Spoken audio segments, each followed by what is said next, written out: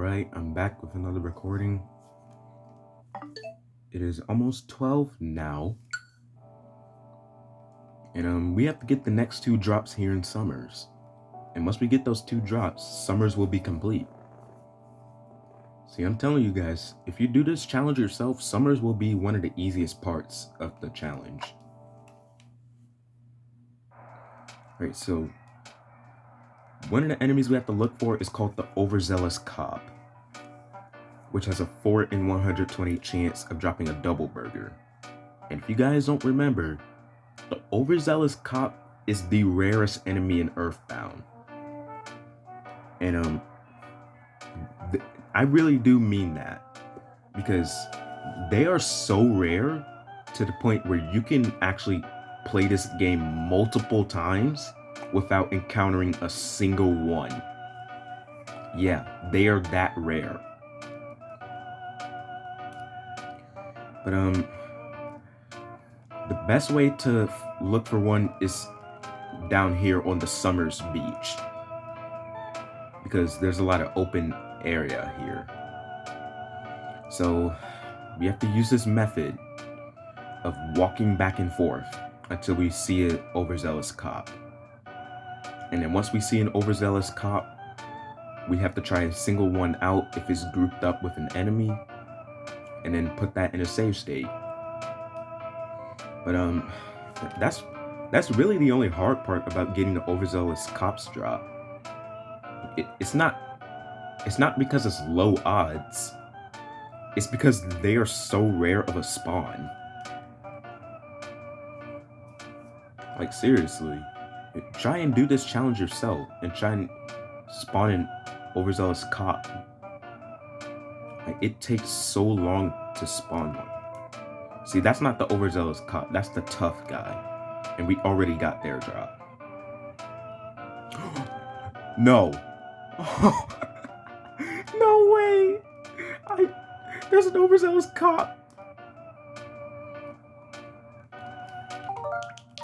No way, that only took 2 minutes. Okay, that's only because I got lucky though. But keep in mind, it takes so long for them to spawn. So I just got lucky there. But no, I'm actually serious though. Try and find an Overzealous Cop yourself. Just go ahead and try and do it and see if you won't be in pain. But he's singled out. We have an Overzealous Cop, and let's go ahead and start grinding.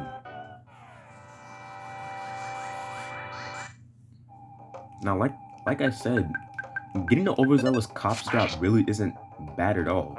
It's just the fact that you have to find one is what makes it hard to get, because they're so rare. And as you can see, the Overzealous Cop is just a palette swap of a previous boss from the game, Captain Strong. Except the Overzealous Cop's outfit is purple. And he's stronger than Captain Strong.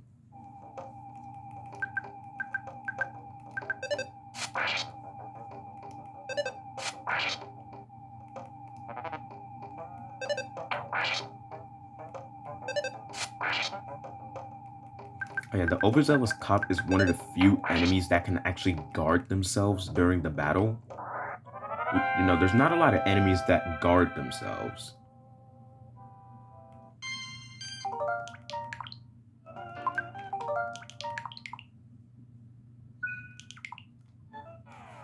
But really, there's nothing to say about the Overzealous Cop besides it's just a palette swap, and that it's just stronger.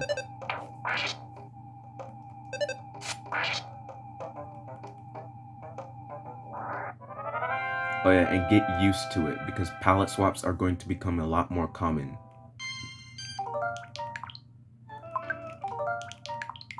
Like, pretty much all your fighting from this point on is just palette swaps of previous enemies.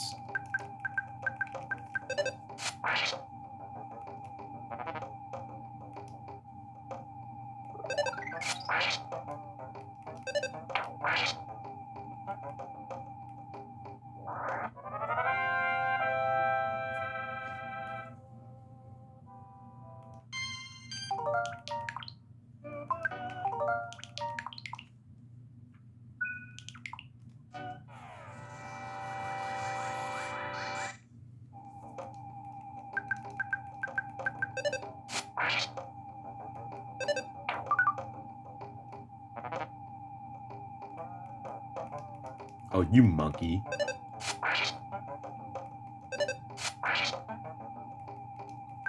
Hey, at least Pooh isn't doing just 1 damage now.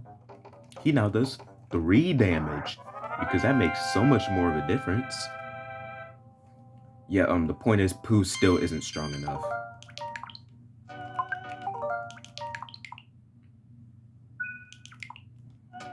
But hey, that's what Chapter 5 is for. Pooh. Chapter 5 is perfect for training Pooh up. Because in Chapter 5, he levels up constantly from fighting enemies.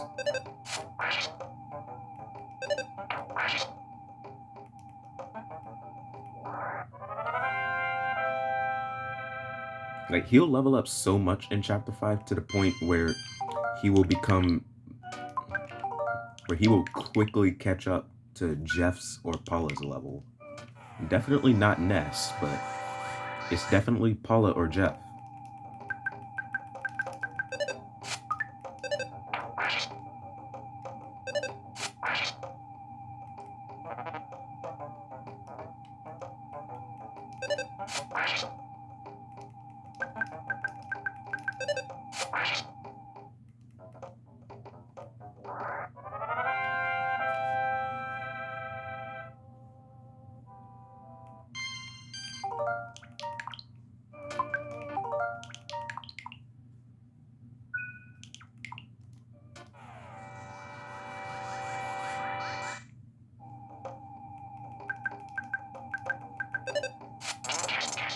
Ooh, a smash hit from Paula. 261 damage.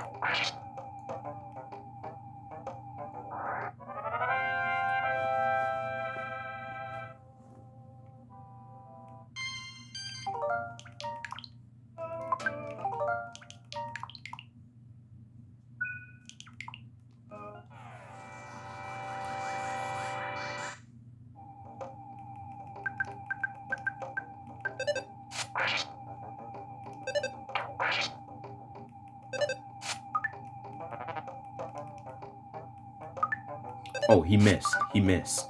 That's good. Because if he did the submission hold attack, he would have... Okay, if he was going to attack Pooh, that would have definitely one-shot him. Maybe Paula would get one shot too from that attack, but I don't know.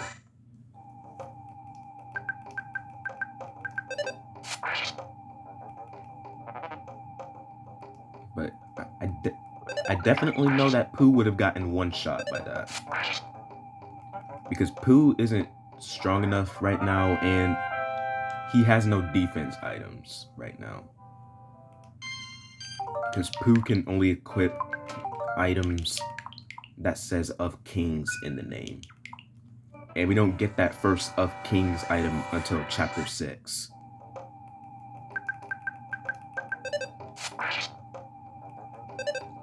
So yeah, about the of Kings items, one of them is found in Chapter 6. The next 2 are found in Chapter 7, and then the last one is found in Chapter 8.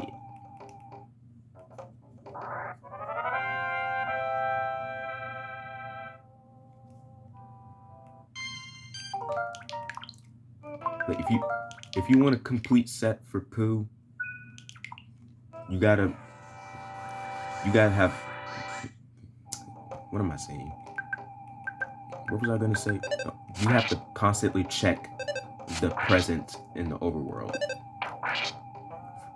from now on, because you never know which present in the overworld is going to have the of King's item, and one of those of King's items can only be gotten by luck. Yeah, it's a 1 in 128 drop rate from a specific enemy in Chapter 7 to get the Sword of Kings. Like the other of King's items, I like that you actually have to go out of your way to try and find them. But that last of King's item is just diabolical. Like, not only does luck determine if you get that of King's item or not, but that of King's item is so missable too.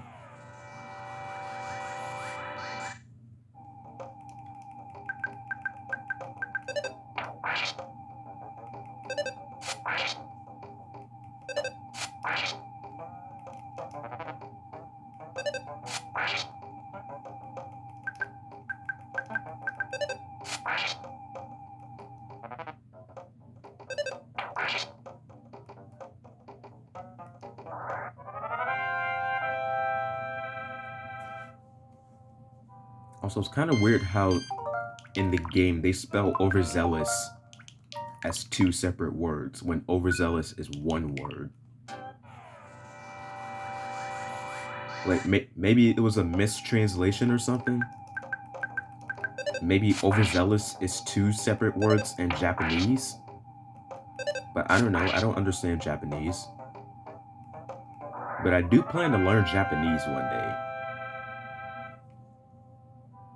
Because Japanese is very interesting. Like, it's like the language looks like a bunch of symbols, and I'm just like, okay, how do y'all even understand that? But then those Japanese words are usually Japanese words are pronounced similarly to English.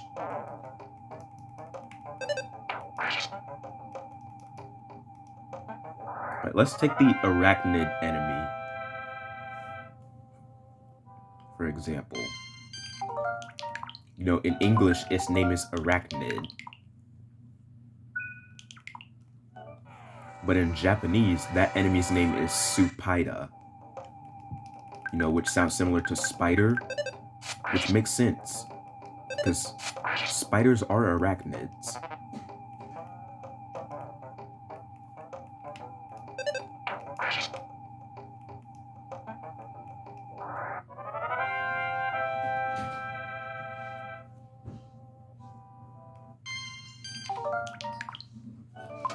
Yeah, I hope to learn Japanese one day.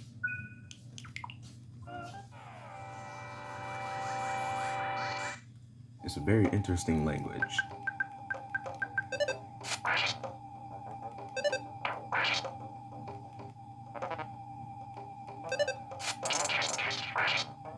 Smash hit.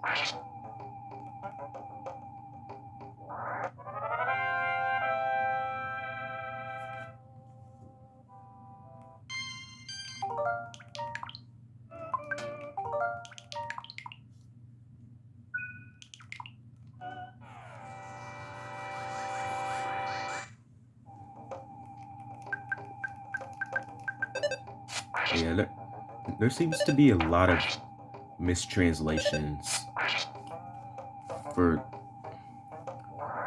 the English version of EarthBound. You know, this enemy's name being one of them.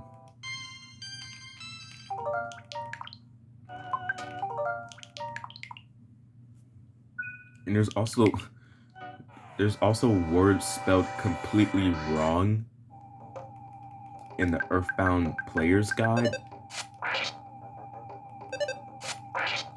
Like when I was editing the footage, when I was getting the tough guys drop, and I went on the EarthBound wiki to get the image for the tough guy. The EarthBound players, it has an EarthBound players guide quote underneath it, and it spells bums. It spells bums as BUMBS and not BUMS. And I was like, that's not how you spell bums. And you can clearly tell that the same people translating the EarthBound Player's Guide was not the same people translating the game. Because I'm convinced that whoever wrote the EarthBound Player's Guide did not actually play the game.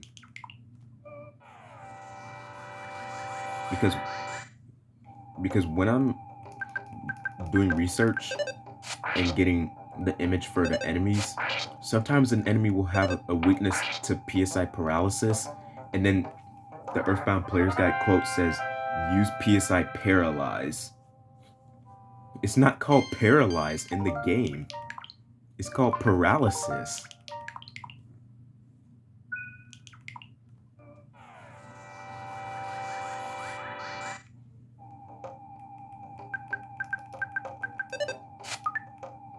Like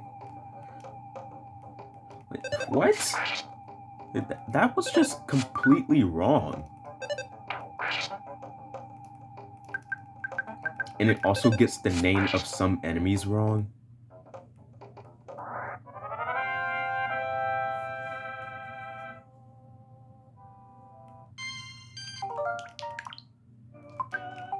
But yeah.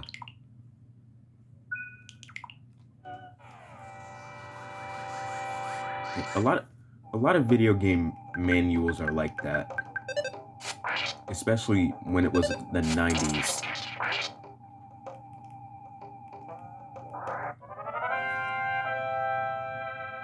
Like I remember when I was younger, I used to have the Mario Encyclopedia book, and it would show me all the mainline Mario games up to Mario 3D World, because that was the last mainline Mario game at the time when the book came out.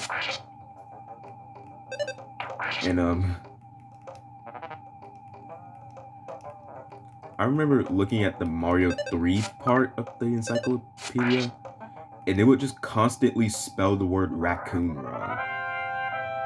Like it spelled raccoon with one C when raccoon is spelled with two C's.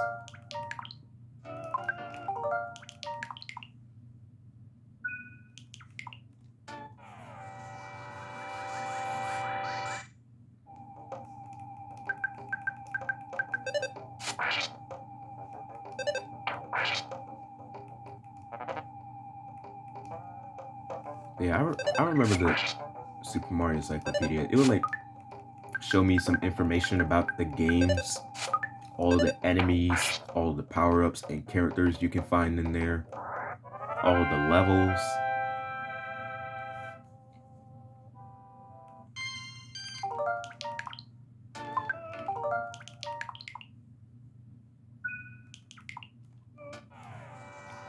And I'm not gonna lie, that the Super Mario Encyclopedia is what inspired me to 100% the mainline Mario games. Because for years now, I've been 100%ing a bunch of mainline Mario games that I used to play a lot.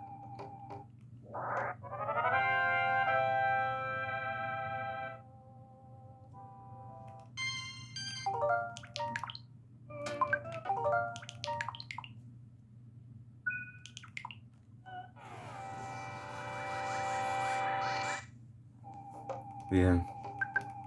100%ing some of the mainline Mario games were light work. And then some of them were just absurdly difficult or absurdly long to 100%.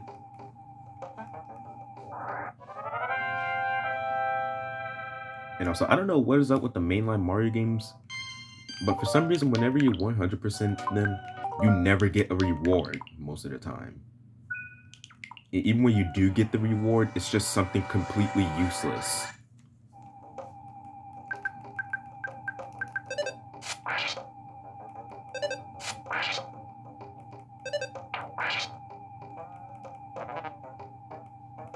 But yeah, I think the first mainline Mario game I've ever 100% was either New Super Mario Bros. Wii or Super Mario 3D Land. It was one of those games. I just can't remember which came first, because it was a while ago.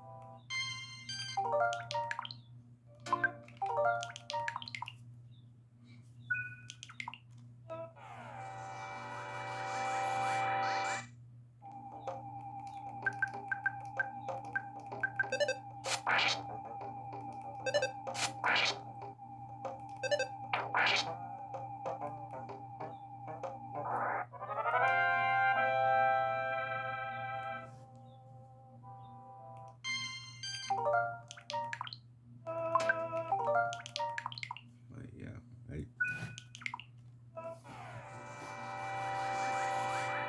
yeah, a lot of the mainline Mario games I didn't actually end up playing until I was like around 10 or 11 years old.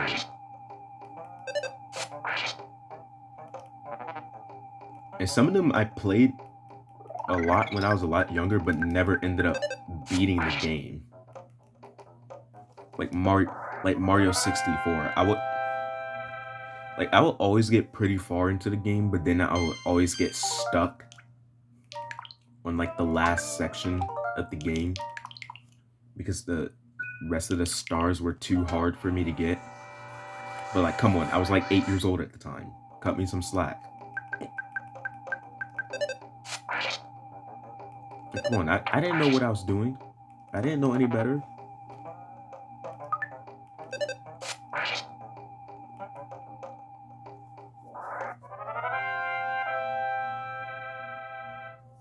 Like, if I'm being completely honest, I never actually beat the first Super Mario Bros. Game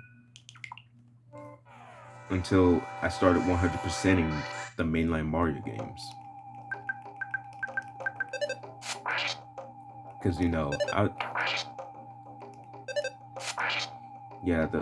the Mario 1 controls are just so wonky, and it feels like they don't want to work half the time.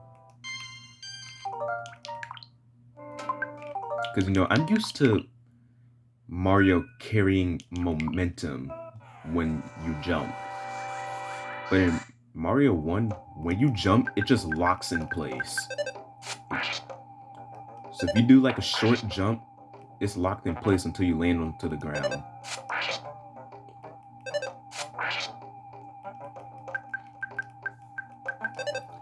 And also, I don't know what they did to the Hammer Bros in the first Mario game, but oh my god, they are so annoying and difficult to kill.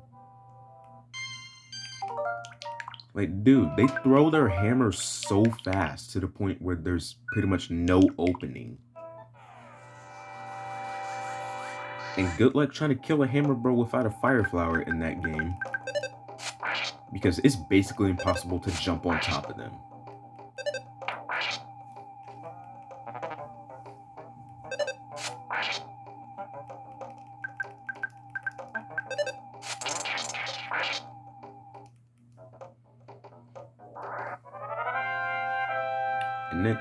And then once I got to Super Mario Bros. The Lost Levels, yeah, that game is terrible. Like, the levels are just so difficult for no reason. Like, I guess at the time they thought, Mario 1 seems way too easy for players. Let's make basically an exact copy of Mario 1 with no new music, but there's brand new worlds. Let's put in a few reskins of enemies, and then let's make every level absurdly hard for no apparent reason. That's basically what the Lost Levels is. And the only way to unlock the Lost Levels in the Lost Levels is that you have to beat worlds 8 through 4. Worlds 1 through 8, and then 8 times. Why would I want to play that game once, let alone 8 times? And then once you finally beat 8-4 on your 8th playthrough, you finally unlock worlds 9 through D.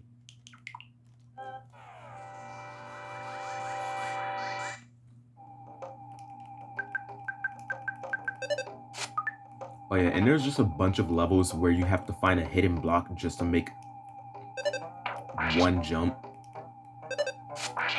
And there's also a lot of levels where you have to bounce off of enemies to make jumps. And there's a lot of pick-a-path levels. Like, you know, where if you don't take a specific route, you just keep looping over and over again. Yep, there's a lot of those.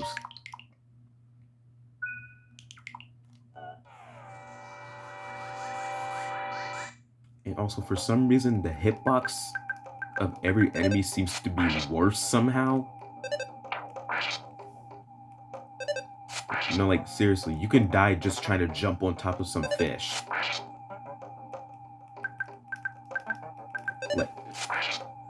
Let me repeat that. You can die in the Lost Levels by jumping on fish.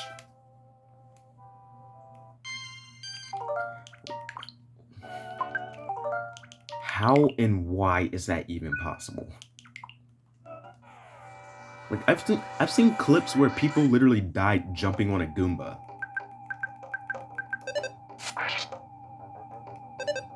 You know, the Goomba, the thing that's literally meant to be jumped on.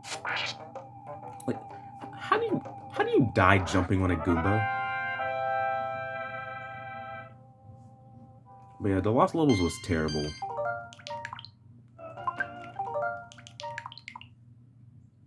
And when I was a lot younger, I did not like Super Mario Bros. 2. I really did not like it at all.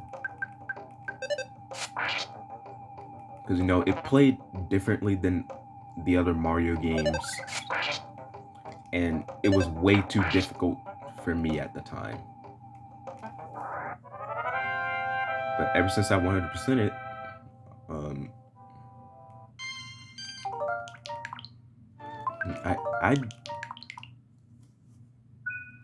I think it's an mostly alright game. Like, some of the levels still are really difficult. But really, it's only because of unfair enemy placement.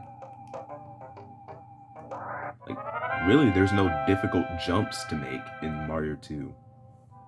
And the character you play as can either help you or hinder you. Like, obviously, you're gonna make a ton of jumps using Luigi or Peach. rather than playing as Mario or Toad. And I like how each character in that game have their own abilities.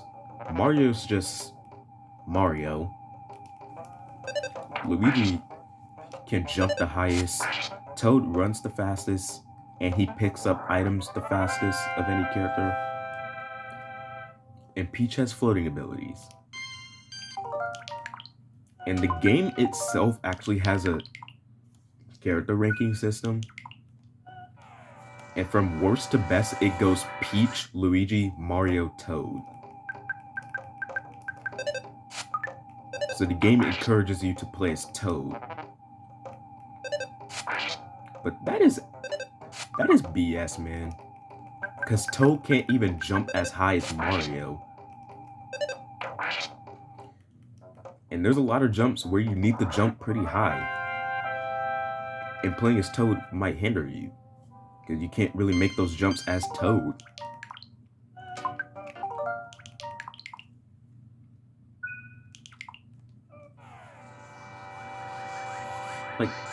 Like from a casual perspective, who isn't going to be playing as Peach?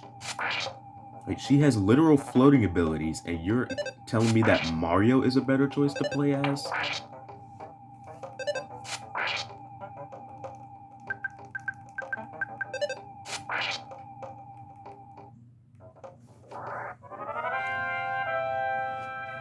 And then, for Super Mario Land, I can't 100% that game, because I don't own that game. I've never played it once in my life. But from what I know from other YouTubers, it's definitely the shortest Mario game of all time. There's only 4 worlds, and there's only 3 levels in each world. So there's only 12 levels. And also, one of the levels' music, one of the world themes in that game, which is called the Chai Kingdom, it's based off of China. And the music for those levels in the Chai Kingdom used the Oriental riff at the beginning. Why?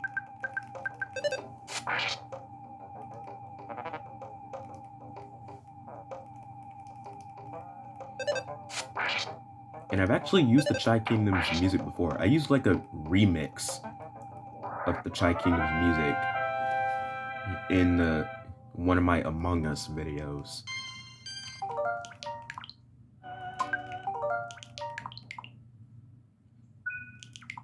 Like, what? Why? Why does it use the Oriental riff? Oh yeah, and keep in mind, Mario is made by Asians. And they're using the Oriental riff in their own game. Like, is that supposed to be like friendly fire or something?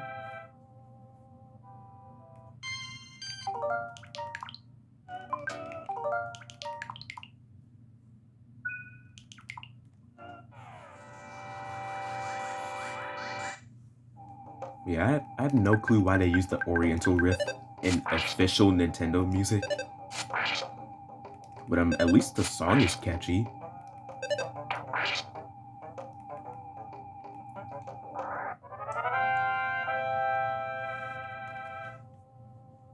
And then one of my favorite 2D Mario games of all time, Super Mario Bros. 3. Man, that game is amazing. Like, I love the amount of secrets you can find. The levels are usually bite-sized, and they don't really take too much effort to complete. But some of those levels in Mario 3 can actually burn to death.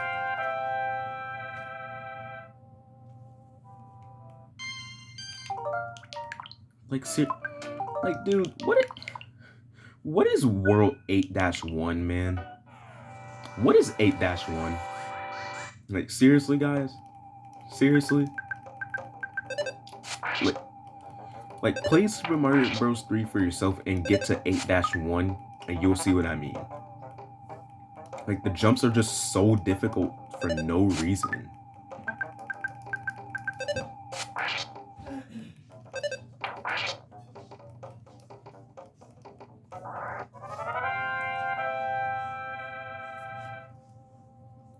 Oh yeah, and people say 8-airship is the hardest level in Mario 3, but I disagree with that. It's 8-fortress. Like if you think 8-airship is the hardest level in Mario 3, you just have a skill issue. But 8-fortress is a literal maze. And every time I play that game, I always forget where I'm supposed to go. Because the game gives you no hints at all. You just kind of have to figure it out.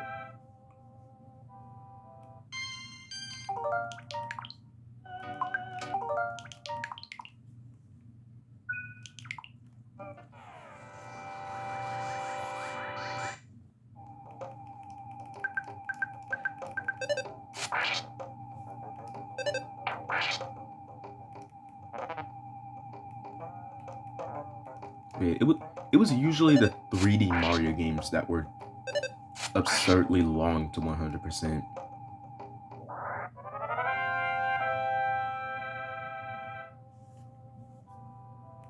Like Mario Sunshine was one of the worst Mario games I've had to 100%. Because I already do not like that game very much. Because the controls just work or they don't.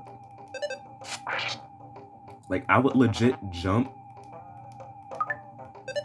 and use the flood pack, which helps me stay in the air for a few seconds. And then Mario just stays in place in the air instead of just moving. Like, why? Like that's the thing with the controls in Mario Sunshine. Like sometimes they work, other times they just don't work.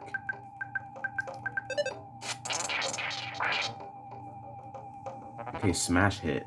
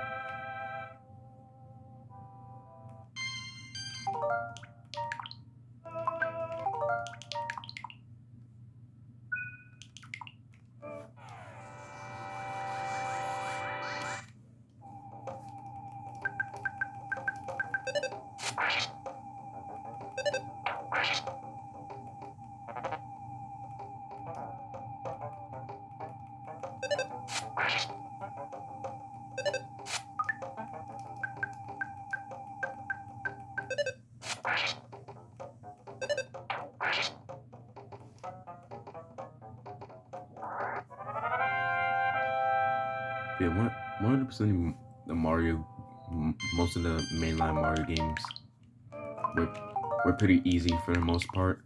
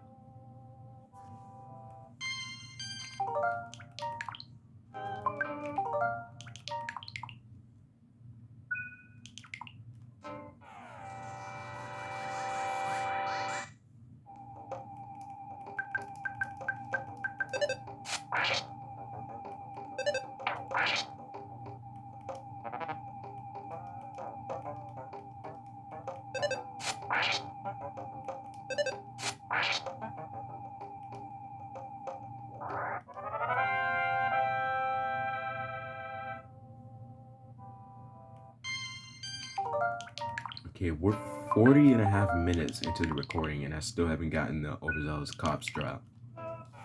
You know, I was not expecting for it to take this long. But it does make sense because it is a 4 in 128 chance of them dropping their item.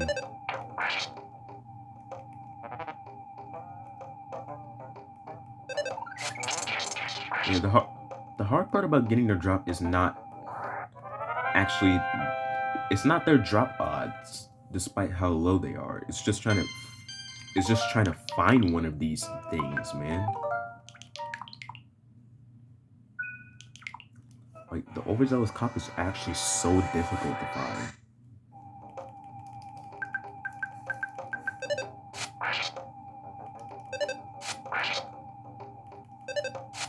Like, dude, if these guys are so difficult to find and so rare of a spawn, to the point where you could play the game multiple times without seeing a single one of these guys,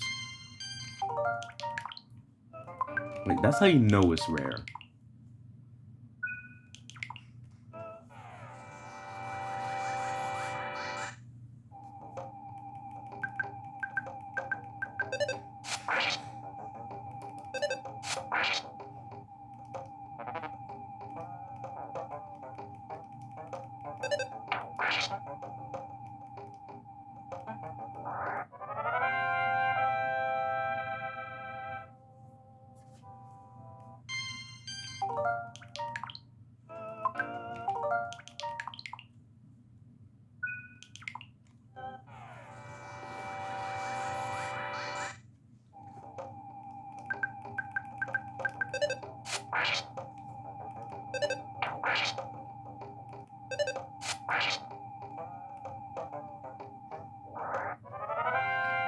But we're bound to get the overzealous cops drop soon.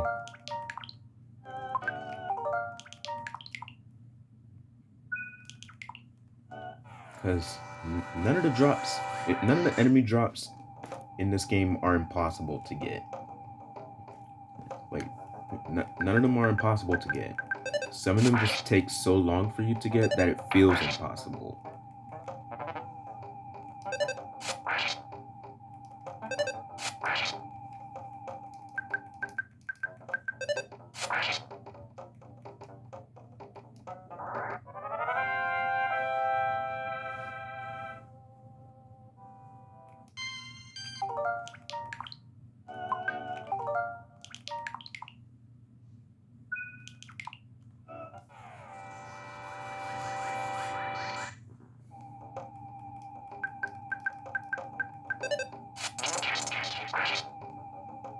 Okay, you smashed it.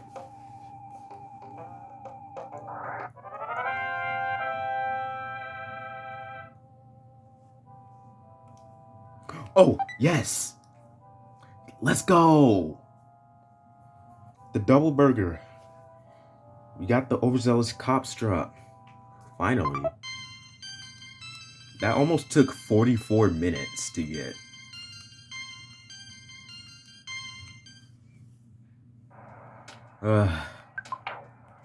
Finally, man. Alright, I'm gonna get this double burger to Paula, because we can use this double burger for food. Man, we have a lot of food. We got a calorie stick, a bunch of picnic, well, only 2 picnic lunches, and then we have 3 double burgers. Alright, it's time to get the last drop. There's another overzealous cop. You know how rare of a spawn it is to get one of those guys? One? But I found 2. I found 2. What is this luck? I'm telling you, that's one of the rarest enemies to find in this game, if not the rarest. And I somehow found 2 of them. Alright, the last enemy is in the Summers Museum here.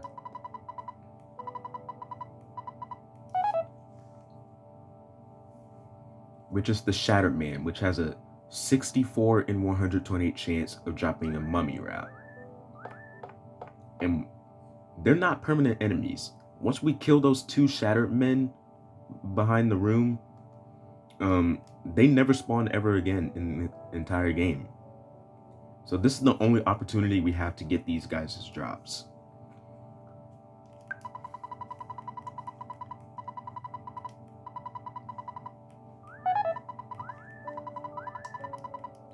So yeah, Pooh came to Summers with a tiny ruby on him.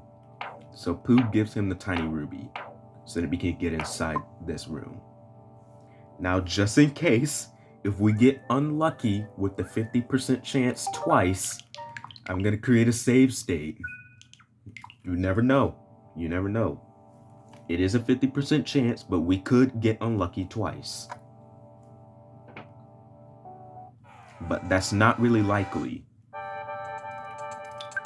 Alright, here's the first Shattered Man.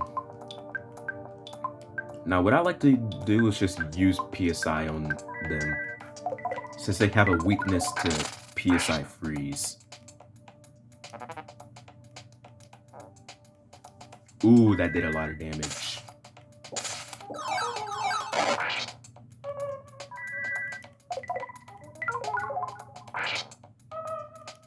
And also, the Shattered Man is one of the few non-boss enemies that play the Sanctuary Guardian music. Ooh, we got the drop. We got the mummy rap. That's the last drop in Summers. Summers is well, I gotta kill the other Shattered Man first, and then Summers will be complete.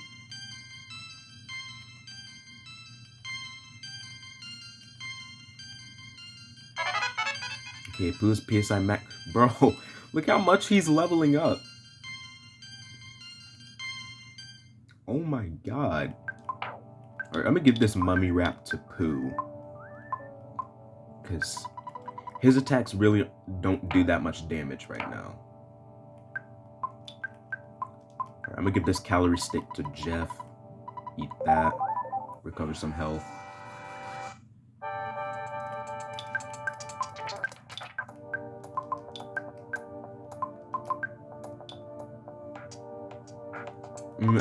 I'm gonna save this super bomb for the next boss.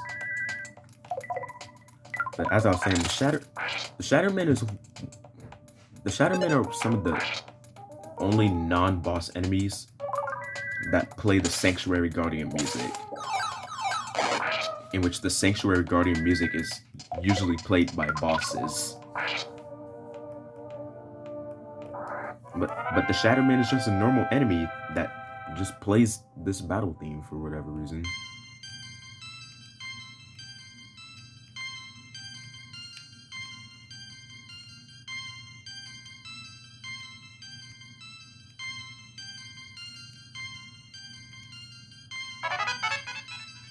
Okay, Pooh has Brain Shock Alpha, in which this makes enemies feel strange. Right, the reason why we have to come into this room is so that we can read this hieroglyphic. And it talks about the pyramid, which is in chapter 7. And this hieroglyphic says that, well, it gives us a hint about where Gygus actually is. He says he's beyond the dark. The hieroglyphic says that Gygus' hideout is beyond the dark and is farther beyond the lost underworld. And he talks about the deep darkness swamp. That's what it means by the dark. So yeah, it gives us a hint about where Gygus is hiding. And the hieroglyphic tells us to dance in front of the Sphinx. And it gives us the password to dance in front of the Sphinx. But we don't get to go into the pyramid until chapter 7. So yeah, we get the hieroglyph copy so that we can remember the password. But I've played this game many times, so I know what the password is. And then we have to answer this phone. And the person on the phone assumes that we're Mr. Fork of the Summers Museum. And the person we're talking to is called Mr. Spoon of the Forsyth Museum of Natural History.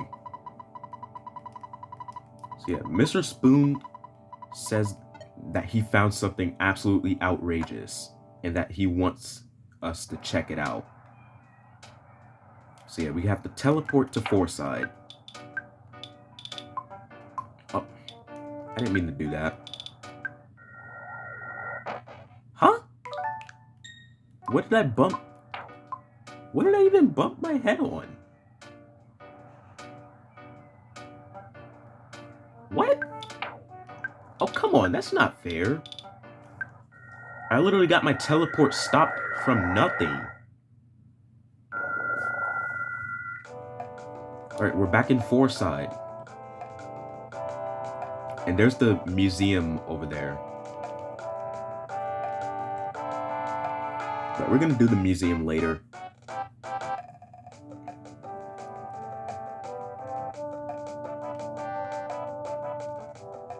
Because we're gonna get some rest at the hotel.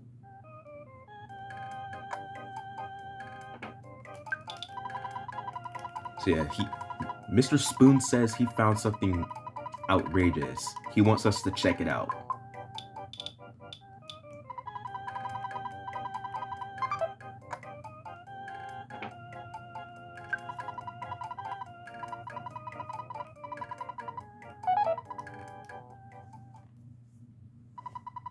Oh, Jeff fixed something. The broken pipe? Okay, the broken pipe became the shield killer.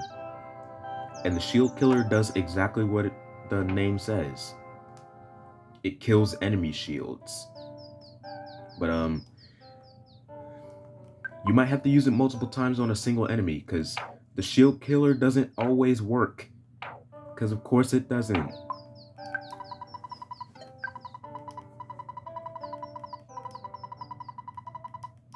Alright, Summers is complete. And that's one location down in Chapter 5. And there's only one location left in Chapter 5 to get drops from. Which is the location we're going to do later today. We might actually end up getting all the drops in this chapter by the end of today. But that is it for today. Well, this recording I meant. Oh my god. But later we're gonna see what Mr. Spoon wants us to check out.